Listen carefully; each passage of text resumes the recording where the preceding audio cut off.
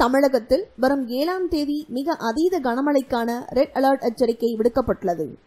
தமிழகத்தில் பெரும்பாலான மாவட்டங்களில் கடந்த 2 நாட்களாக பரவலாக மழை பெய்து வருகிறது.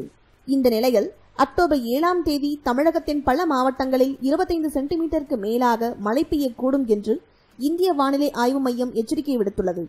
இலங்கை வரை வளிமண்டலத்தில் நீடிக்கும் சுழற்சி காரணமாக மழை பெய்யும் என தெரிவிக்கப்பட்டது.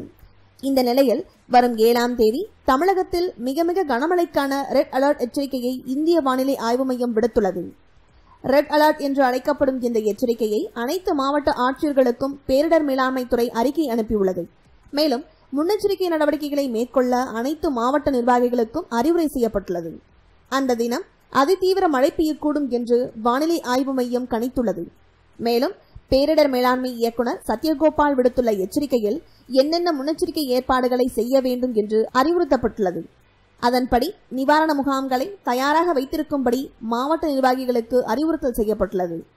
மேலும் குறைந்த நேரத்தில் அதிக அளவு மழை பெய்துவிட வாய்ப்புள்ளது என்பதனால் இந்த ரெட் அலர்ட் எச்சரிக்கை பிறப்பிக்கப்பட்டுள்ளது.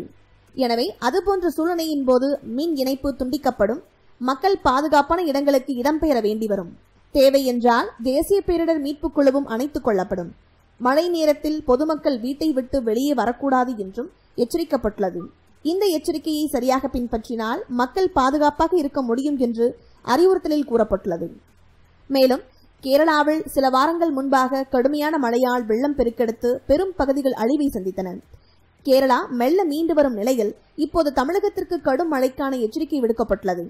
எனவே உரிய முன்னெச்சரிக்கை நடவடிக்கைகள் எடுக்கப்படும் என்று மக்கள் எதிர்பார்க்கிறார்கள். இந்த வீடியோ பிடிச்சிருந்தா லைக் பண்ணுங்க, ஷேர் பண்ணுங்க. மேலும் இது போன்ற தகவல்களுக்கு என்னோட சேனல் சப்ஸ்கிரைப் பண்ணுங்க. தேங்க்யூ.